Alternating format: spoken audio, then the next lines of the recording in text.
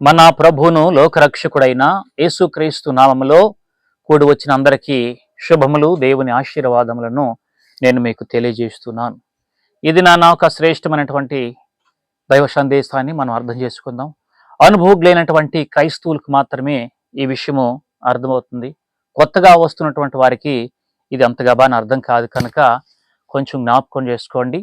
నేను చెప్పేటువంటి ప్రతి వచనాన్ని రాసుకొని గ్రంథాన్ని చూడండి, ఉందా లేదా దాన్ని ఆలోచించండి. అంతేగాని ప్రారంభంలో ఒక మాట చూసేసి చివరిలో ఒక మాట చూసేసి తప్పుగా కామెంట్లు రాయకూడదు.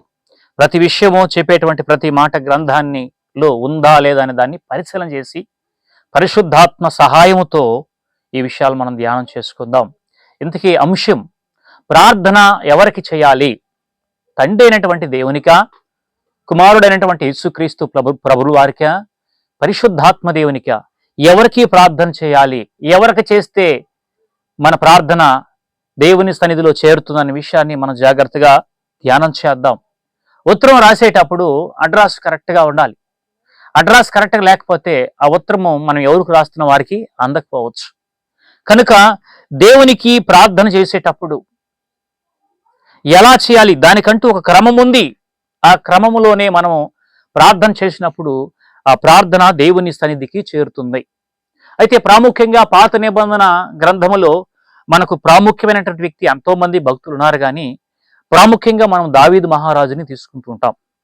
దావీదు మహారాజు ఎలా ప్రార్థన చేశాడు అనే లేఖనాన్ని మనము జాగ్రత్తగా పరిశీలన చేద్దాం.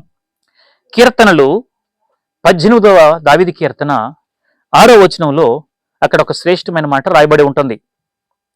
నా శ్రమలలో నేను యెహోవాకు మొర్రపెట్టి తిని అని రాశాడు.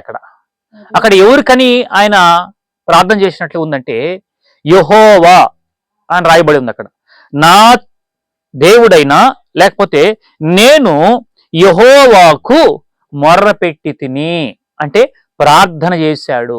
ప్రార్థనలో 4 రకాలు ఉన్నాయి. అంటే ప్రార్థన అనగా 1 మనవి చేయుట, 2 దేవునికి తెలియచేయుట, 3 మన విన్నపాలు తెలియచేయుట, 4 దేవునికి మొర్ర పెట్టుట. ఇలాగా అనేక విధాలుగా ప్రార్థనని మనము చెప్తూ ఉంటాం. అయితే దావీదు మహారాజు యెహోవాకు నేను ప్రార్థన చేసి తిని అన్నాడు. ఆయన ఇక్కడ మనకి ఎవరు కనిపిస్తారంటే యెహోవా. యెహోవా అనగా తండ్రి అనేటువంటి దేవుడు. దేవునికి స్తోత్రం కలుగును గాక. అయితే మరొక భక్తుని కూడా మనం చూద్దాం. దానియేలు గ్రంథములో నుండి 6వ అధ్యాయము, దానియేలు గ్రంథము 6వ అధ్యాయము జాగ్రత్తగా చూద్దాం. 6వ అధ్యాయము 10వ వచనం. సంతకము చేయబడినని దానియేలు తెలుసుకొనినను అతడు తన ఇంటికి వెళ్ళి యథాప్రకారముగా అనుదినము ముమ్మార్లు మోకాళ్ళుని తన ఇంటి పైగది కిటికీ దగ్గరకు వెళ్ళి యెరూషలేము తట్టునకు చేతులెత్తి తెరవబడి ఉండగా తన దేవునికి ప్రార్థన చేయుచు ఎస్ అక్కడ ఏం రాయబడిందంటే తన దేవునికి అని రాయబడింది. జాగ్రత్తగా గ్రంథాన్ని మనం ఆలోచన చేయాలి. దావీదు మహారాజేమో యెహోవాకు అని అన్నాడు. దానియేలు భక్తులైనటువంటి ఆయన ఏమనంటే తన దేవునికి ప్రార్థన చేస్తూ వచ్చాడు. ఇక్కడ తన దేవుని కంటే డౌట్ రావచ్చు. దానికి ఒక వచనాన్ని చూపిస్తాను. సమూయేలు మొదటి గ్రంథము 20వ అధ్యాయము 12వ వచనం. సమూయేలు మొదటి గ్రంథము 20వ అధ్యాయము 12వ వచనం. అప్పుడు యోనాతాను ఇశ్రాయేలుకు దేవుడైన యెహోవా సాక్షి, ఇశ్రాయేలుకు దేవుడైన యెహోవా సాక్షి. ఇక్కడ దేవుడు యెహోవా అంటున్నాడు. అంటే ఇక్కడ దావీదు గారు దేవునికి అనగా ఇక్కడ యెహోవాకు అని మనం అర్థం చేసుకోవాలి. తండ్రి అయిన దేవునికి, యెహోవాకు ఆయన ప్రార్థన చేసినట్లుగా మనం చూస్తున్నాం. దావీదు గారు ఎవరికి ప్రార్థన చేశాడు? తండ్రి అయినటువంటి యెహోవా దేవునికి చేశాడు. దానియేలు కూడా దేవుడైన యెహోవాకు ప్రార్థన చేసినట్లు చూస్తున్నాను. యేసుక్రీస్తు ప్రభువారు ఆయన దేవుడై ఉండి మానవ దేహాన్ని ధరించి ఈ భూమి మీదకి వచ్చిన తరువాత ఆయన దేహంతో ఉన్నప్పుడు ఆయన కూడా ప్రార్థన చేశాడు. ఆయన కూడా ఎవరికి చేశారో దాన్ని కూడా మనం జాగ్రత్తగా చూద్దాం. మత్తయి సువార్త 26వ అధ్యాయము, మత్తయి సువార్త 26వ అధ్యాయము 38, 39 వచనాలు. అప్పుడు యేసు మరణమగునంతగా నా ప్రాణ బహుదుఃఖం. అంటే ఈయన ఏ స్థితిలో ఉన్నాడంటే దేహంలో ఉన్నాడు. ఇక్కడ 100% దేవుడై ఉన్నాడు, 100% ఆయన మానవుడిగా ఉన్నాడు. మానవుడిగా ఉన్నప్పుడు ఆయనకు కూడా ఆకలి దప్పుకులు ఉన్నాయి, ఆయనకు కూడా శరీరంలో ఒక బాధ కూడా ఉంది. అంటే గాయముల యొక్క బాధ, లేకపోతే బహు దుఃఖములో ఉన్నాడు. అక్కడ దుఃఖములో ఉండి ఆయన ఏం చేస్తాడంటే శిష్యుల దగ్గర పెట్టుకొని మీరు ఎక్కడే నిలిచుండడి, నాతో కూడా మెలకుగా ఉండుడని వారితో చెప్పి కొంత దూరం ఆయన వెళ్ళి సాగిళ్ళపడి ఏమన్నాడు అక్కడ ఆయన? నా తండ్రి. జాగ్రత్తగా వినాల, యేసుక్రీస్తు ప్రభువారు దేవుడే కదా, మరి ఆయన ఎందుకు అక్కడ ప్రార్థన చేశాడు అని కొంతమంది అజ్ఞానులు అనొచ్చు వాళ్ళని. ఎందుకంటే బైబిల్ బాగా చదవరు కాబట్టి వాళ్ళు రకరకాలుగా అనుకుంటుంటారు. అక్కడ వచ్చిన ఏం రాయబడిందో దాన్ని జాగ్రత్తగా వినాలి, ఆలోచించాలి. తండ్రి అయినటువంటి దేవుడికి యేసుక్రీస్తు ప్రభువారు ప్రార్థన చేస్తున్నారు. ఎలా ప్రార్థన చేస్తున్నాను? సాగిళ్ళపడి నా తండ్రి. ఆయన అంటున్నాడు అన్నమాట, నా తండ్రి సాధ్యమైతే ఈ గిన్నె నా యొద్ద నుండి తొలగింపు. గిన్నె అనగా వేదనకి గుర్తు, శ్రమలకు గుర్తు, బాధలకు గుర్తయింది గిన్నె అనగా. మరి ఏదనుకోవద్దు. ఈ గిన్నె నా యొద్ద నుండి తొలగిపోనిమ్ము అన్నాడు.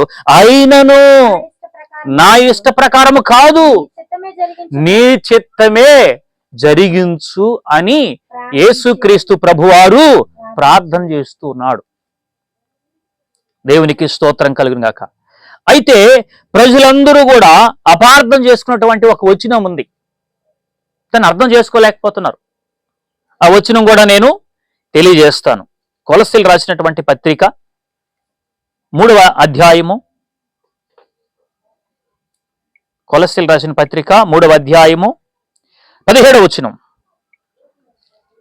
సహోదరులారా, చదవండి. కొలస్సీ 3:17. మరియు మాట చేత గాని క్రియ చేత గాని మీరు ఏమి చేసినను, జాగ్రత్తగా వినాల. ఆయన ఏం చెప్పి, ప్రభు అయిన యేసు ద్వారా తండ్రి అయిన దేవునికి కృతజ్ఞతాస్తుతులు చెల్లించుచు సమస్తమును ఆయన పేరట చేయడి. ఇక్కడ ప్రజలు అర్థం చేసుకునే వచనం అని చెప్పాను కదా, అది తర్వాత చెప్తాను. ఇది వచ్చేసి అపోస్తలుడైనటువంటి పౌలు గారు చేసినటువంటి ప్రార్థన గురించి నేను తెలియజేస్తున్నాను. ప్రజలు అపార్థం చేసుకున్నట్టు వచనం అది కాదు, ఇంకొక వచనం ఉంది, దాన్ని కూడా నేను చూపిస్తాను. ఇది వచ్చేసి పౌలు గారు చేసినటువంటి ఆ విషయాన్ని ప్రభు అయిన యేసు ద్వారా తండ్రి అయిన దేవునికి కృతజ్ఞతాస్తుతులు చెల్లించు సమస్తమును ఆయన పేరట చేయుడని అపోస్తలుడైనటువంటి పౌలు గారు ఇక్కడ తెలియజేస్తున్నారు. ప్రార్థన ఎలా చేయమంటున్నాడంట? యేసుక్రీస్తు ద్వారా తండ్రికి కృతజ్ఞతాస్తుతులు చెల్లించాలి. ఎవరి ద్వారా? యేసుక్రీస్తు ద్వారా తండ్రి అయినటువంటి యెహోవా దేవునికి కృతజ్ఞతాస్తుతులు చెల్లించినప్పుడు ఆ ప్రార్థన దేవుని సన్నిధికి చేరి దేవుడి దగ్గర నుండి మనకు సమాధానం వస్తుంది, జవాబు వస్తుంది మన ప్రార్థనకు. కాబట్టి ప్రార్థన చేయడానికి ఇది ఒక చట్టం, ఇది ఒక రూల్. ఆ చట్టంలోనే వెళ్ళినప్పుడు ఆ ప్రార్థన దేవునికి చెందుతుంది. ఇప్పుడు కొత్తగా వచ్చేవాళ్ళు, వాళ్ళకి అనుభవం లేదు కాబట్టి ఎట్లా పడితే అట్లా ప్రార్థన చేస్తారు, తెలియదు కాబట్టి వాళ్ళ ప్రార్థన కూడా దేవుడు వింటాడు. అయితే అనుభవం వచ్చే కొద్దికి, మనకు దేవుని గ్రంథం మీద ఒక పట్టు వచ్చే కొద్దీ, ఒక అనుభవం వచ్చే కొద్దీ మన ప్రార్థన మారుతూ ఉంటుంది. చాలా మంది ప్రార్థన చేస్తుంటారు, మరి అన్నం కోసం ప్రార్థన చేయండి అంటే ఏదో చేస్తుంటారు. దేనికోసం ప్రార్థన చేయమంటారు, దానికోసమే ప్రార్థన చేయాలి. ఎలా చేయాలో అది అనుభవంలో వస్తుంది. చాలా మంది వాక్యం చెప్తుంటారు, అంశం ఉండదు, ఏది ఉండదు, ఒక ప్రారంభం ఉండదు, ఒక ఎండింగ్ ఉండదు. ఏది పడితే అది మాట్లాడుతుంటారు, ఏది పడితే చెప్పుకుని వెళ్తుంటారు. ఇది అనుభవం లేనటువంటి వారని తెలియజేయక తప్పదు. అనుభవం కలిగినటువంటి వారు ఒక అంశం తీసుకొని ఆ అంశం మీదనే మాట్లాడుతుంటారు, దాంట్లోనే మాట్లాడి క్లోజ్ చేస్తుంటారు. ఇది అనుభవంలో వస్తుంది. ప్రారంభంలో కూడా నేను ఎటుబడితే అటు వాక్యాన్ని తెలియజేస్తూ వచ్చాను. తర్వాత ఆత్మదేవుడు అనేక మంది పెద్దల ద్వారా బైబిల్ కళాశాలలో చదువుకొని చాలా విషయాలు నేను కూడా క్లుప్తంగా నేర్చుకున్నాను. కాబట్టి నా దేవుడు నాకు నేర్పించినటువంటి అనుభవంలోనే నేను ఆ విషయాలు నేను ఇప్పుడు ప్రజలకు ఈ వీడియో ద్వారా నేను తెలియజేస్తున్నాను. దేవునికి స్తోత్రం కలుగును గాక. ఇక్కడ అపోస్తలుడైనటువంటి పౌలు గారు చాలా క్లుప్తంగా ఎలా చేయాలో ప్రార్థనో కరెక్ట్ గా దేవుడు అక్కడ ఆత్మదేవుడు రాయించాడు పౌలు గారి ద్వారా. దేవునికి స్తోత్రం కలుగును గాక. అక్కడే మరొక వచనం చూద్దాం. 1వ అధ్యాయం 12వ వచనం. అదే కొలసీలు రాసిన పత్రికలో 1వ అధ్యాయము 12వ వచనం. తేజోవాసులైన అపోస్తల కార్యము కొలసి 1:12. కొలసి 1:12. సంపూర్ణ జ్ఞానమును తేజోవాసులైన పరిశుద్ధుల స్వాస్థ్యములు పాలువారగుటకు మనలను తేజోవాసులైన పరిశుద్ధుల స్వాస్థ్యములో పాలువారగుటకు అది తేజోవాసులైన పరిశుద్ధుల స్వాస్థ్యములు పాలువారమగుటకు మనలను పాత్రులుగా చేసి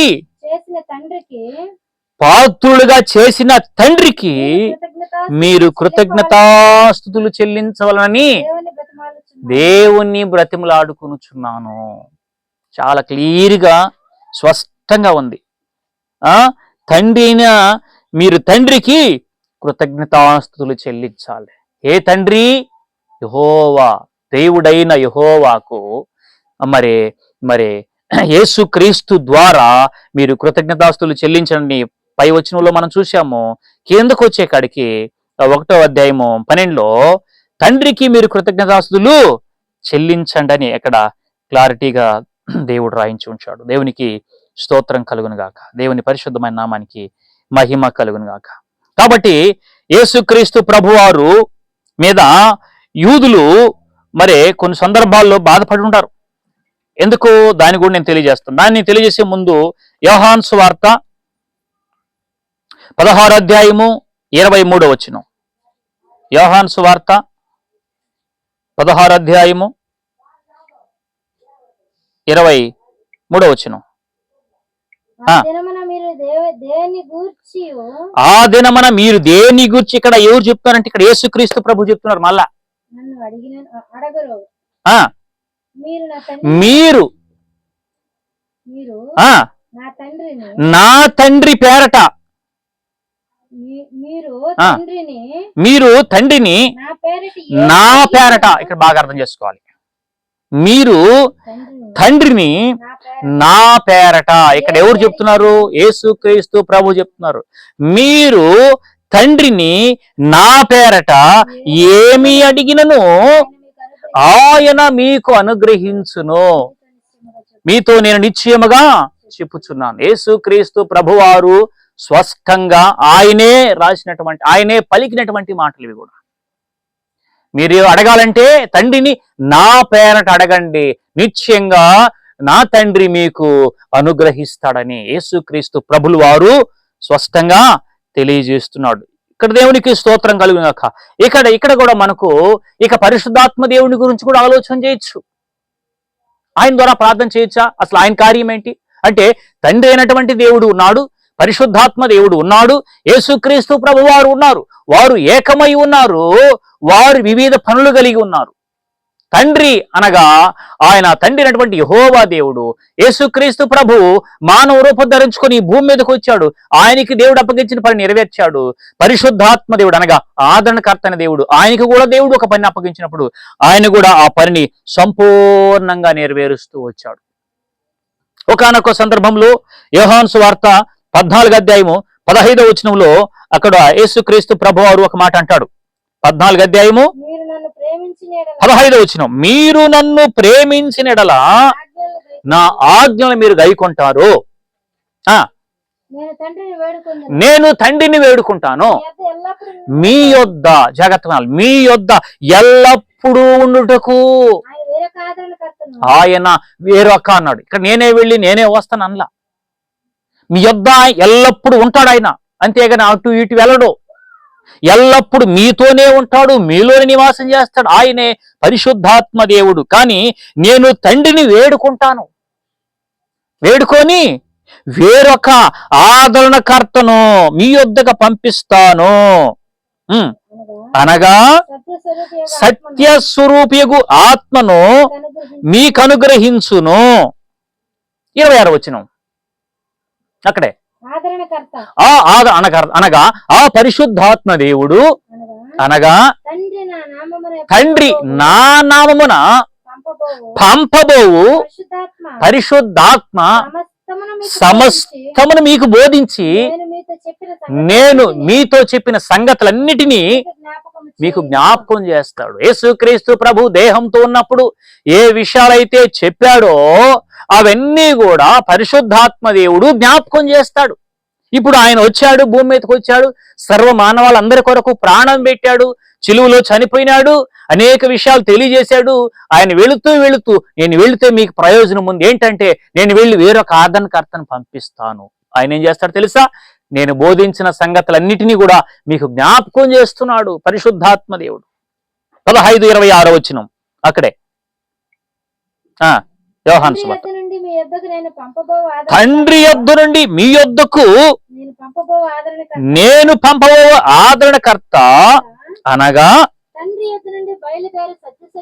తండ్రి యొద్ద నుండి బయలుదేరు సత్యస్వరూపైన ఆత్మ వచ్చినప్పుడు ఆయన నన్ను గూర్చి సాక్ష్యము ఇచ్చును. దేవునికి స్తోత్రం కలుగును గాక. ఒకానొక సందర్భంలో మరి పౌలు గారు అంటారు, ఆయన గూర్చి చెప్పకుండా మేము ఉండలేమో అన్నారు. తెగింపు ఎప్పుడు వచ్చింది? పరిశుద్ధాత్మ దేవుడు వారి మీదకు వచ్చిన తర్వాత వారు శక్తి పొందుకున్నారు. అపోస్తులందరూ కూడా శక్తి పొందుకొని క్రీస్తు కొరకు హతసాక్షులుగా చనిపోయినట్లు లేఖనాల్లో మనం చూస్తున్నాం. దేవుని పరిశుద్ధమైన నామానికి మహిమ కలుగును. అక్కడే మరొక వచనం కూడా ఆలోచన చేద్దాం. 16వ అధ్యాయము 13వ వచనం. అది యోహాను సువార్త. అయితే ఆయన అనగా సత్యస్వరూపి అయిన ఆత్మ వచ్చినప్పుడు, బాగా వినాలి, ఒకటి ఏం చేస్తాడంటే పరిశుద్ధాత్మ దేవుడు మిమ్మల్ని సర్వసత్యంలోకి నడిపిస్తాడు. రెండోది ఆయన కూడా తన తాను ఏమీ చెప్పడు. ఆయన కూడా తండ్రి దేవుడి దగ్గర ఏదైతే విన్నాడో వాటినే మీకు బోధిస్తాడు. మూడోది సంభవింపబోయే సంగతులను మీకు తెలియజేస్తాడు పరిశుద్ధాత్మ దేవుడు. యేసుక్రీస్తు ప్రభు నా తండ్రి దగ్గర చూసిన సంగతులు నేను మీకు తెలియజేస్తున్నాను అన్నాడు. మరి పరిశుద్ధాత్మ దేవుడు నా తండ్రి నాకు ఏమైతే చెప్పాడో లేకపోతే ఆయన దగ్గర నేను ఏదైతే చూశానో అవన్నిటిని మీకు నేను జ్ఞాపకం చేసుకుంటున్నానని ఆయన చెప్తున్నాడు. దేవునికి స్తోత్రం కలుగును. ఆయన ఏం చేస్తాడంట? బోధిస్తూ ఉన్నాడు లేక తెలియజేస్తూ ఉన్నాడని పరిశుద్ధాత్మ దేవుడు కూడా తెలియజేస్తూ ఉన్నాడు. అయితే తండ్రి అయినటువంటి దేవుడు, మరి యేసుక్రీస్తు ప్రభు వారు, పరిశుద్ధాత్మ దేవుడు, వీళ్ళిద్దరూ ఏం పని చేస్తున్నారో మనకు క్లారిటీగా అర్థమైంది. ఎలా ప్రార్థించాలనో, ఎవరి నామంలో ప్రార్థన చేయాలనో, ఆ ప్రార్థన ఎలా దేవుడికి చేరుతుందో అనే విషయాన్ని క్లుప్తంగా అర్థమైంది. ఇప్పుడు చెబుతున్నాను. ఒక్క వచనం ఉంది. ఆ వచనాన్ని బట్టి ప్రజలు ఏం చేస్తున్నారంటే అపార్థం చేసుకుంటున్నారు. ఇందాక చూపించాను కదా, అది కాదు, ఇప్పుడు నేను చూపిస్తున్నాను. ఆ వచనాన్ని జాగ్రత్తగా విందాం. యోహాను సువార్త 20వ అధ్యాయము. యోహాను సువార్త 20వ అధ్యాయము 17వ వచనం. యేసు ఆమెతో, నేను ఇంకనూ తండ్రి యొద్దకు ఎక్కిపోలేదు గనుక నన్ను ముట్టుకొనవద్దు. అయితే నా సహోదరుల యొద్దకు వెళ్ళి, ఇక్కడ ప్రజలు అపార్థం చేసుకుంటున్నది.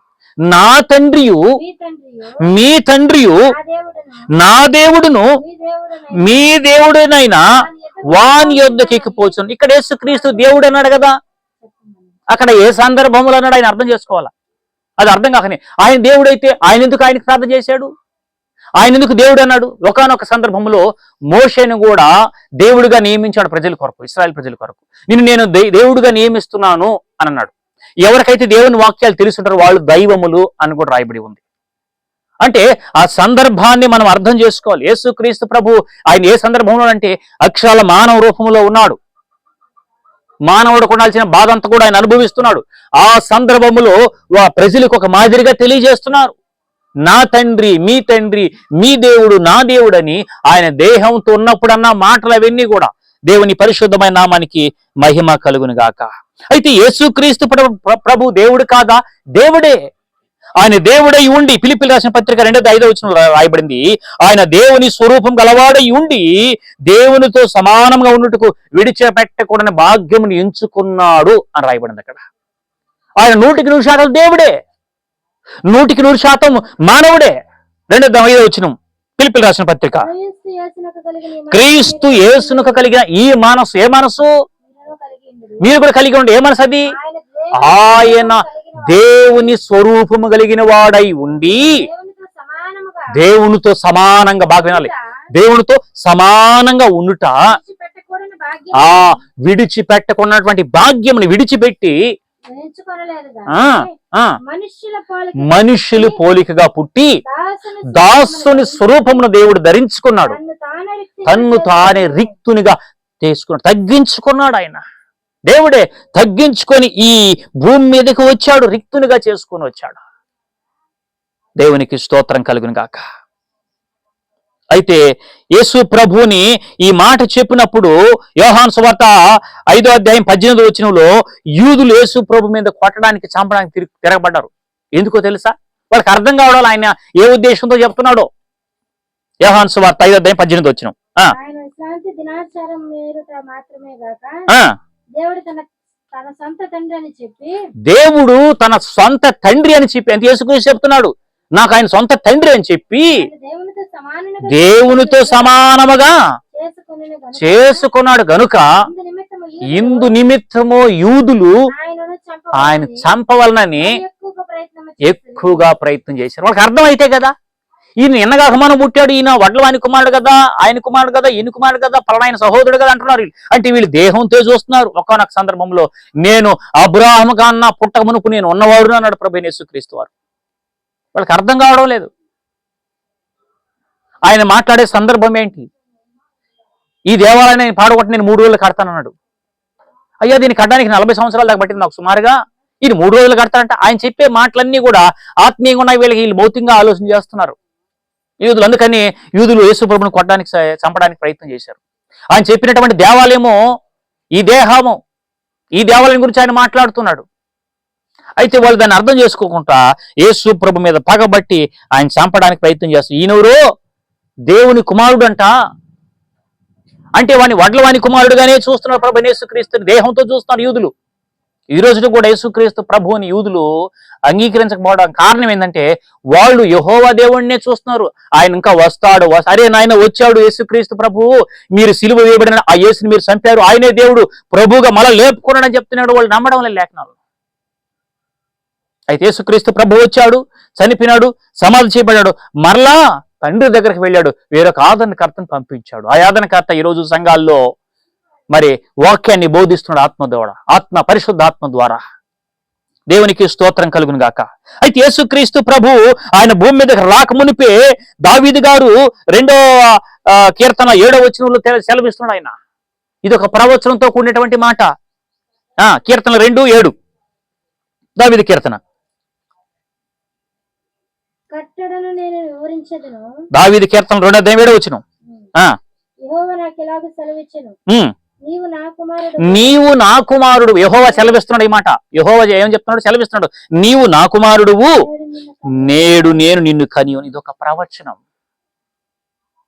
అయితే ఇక్కడ ప్రజలు అపార్థం చేసుకుంటారు. దేవుడు అంటే ముగ్గురా? లేదు, దేవుడు అని ఒక్కడు. ఎవరు దేవుడు? తండ్రి అయినటువంటి దేవుడు ఒక్కడే. యేసుక్రీస్తు ప్రభు అయినటువంటి దేవుడు ఒక్కడే. పరిశుద్ధాత్మ దేవుడు ఒక్కడే. వీళ్ళు ముగ్గురు నీకు అర్థం కావాలంటే ఆత్మ సహాయం నీకుంటేనే అర్థమవుతుంది. ఇది రాబోయే రోజుల్లో ప్రభు చిత్తమైతే వాళ్ళు ఎలా ఉన్నారో దాన్ని కూడా నేను మీకు తెలియజేస్తాను. అయితే మరొక వచనాన్ని నేను చూపిస్తాను. కొలస్సీలు రాసినటువంటి పత్రిక 2వ అధ్యాయము 9వ వచనం చాలా ఇంపార్టెంట్ అయినటువంటి వచనం ఇది. కొలస్సీ 2 ఎలయనగా దేవత్వము యొక్క సర్వ పరిపూర్ణత, దేవత్వము యొక్క సర్వ పరిపూర్ణత శరీరముగా క్రీస్తునందు నివసించు ఉన్నది.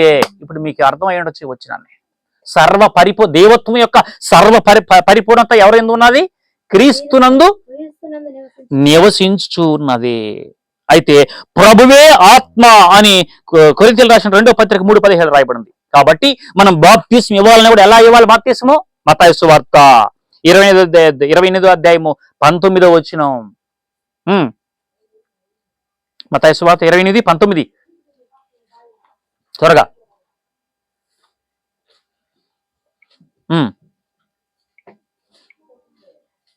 28:19 కాబట్టి మీరు వెళ్ళి సమస్త జనులను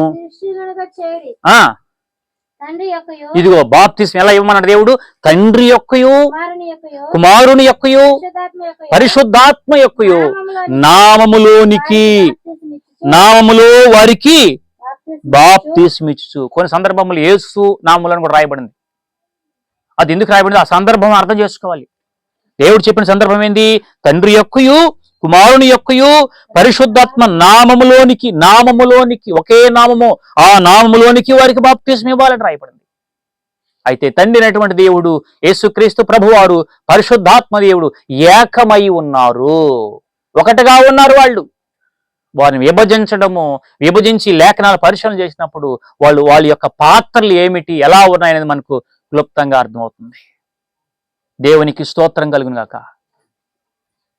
కాబట్టి ఇప్పటి వరకు ఓపికగా ఈ మాటలు మీరు విన్నారని నేను నమ్ముతున్నాను, మీకు అర్థమైందని నేను నమ్ముతున్నాను. ఇంకా క్లుప్తమైనటువంటి విషయాలు రాబోయే రోజుల్లో తండ్రి పాత్ర ఏంటి, యేసుక్రీస్తు యొక్క పాత్ర ఏంటి, పరిశుద్ధాత్మ దేవుని యొక్క పాత్ర ఏంటో నేను మీకు క్లుప్తంగా తెలియజేస్తున్నాను. కాబట్టి ప్రార్థన ఎలా చేయాలో మీకు ఇప్పుడు అర్థమైంటుంది క్లుప్తంగా. తండ్రి అయినటువంటి దేవునికి యేసుక్రీస్తు పేరట మనం విన్నపములన్నీ కూడా దేవునికి తెలియచేయాలి. ఇది బైబిల్ మనకు బోధిస్తున్నటువంటి చట్ట ప్రకారం. ఇలాగా ప్రార్థన చేస్తే మన ప్రార్థనకు దేవుడు జవాబు అనుగ్రహిస్తుంటాడు. దేవుడు ఈ మాటలు మీ హృదయాల్లో ఉంచి మీ మనోనేత్రం వెలిగించి వాక్యాన్ని అర్థం చేసుకునే విధంగా నా దేవుడు మిమ్మల్ని ఆశీర్వదించి దీవించి కాపాడునుగాక. మీకు అందరితో మరి వందనాలతో సెలవు తీసుకుందాం.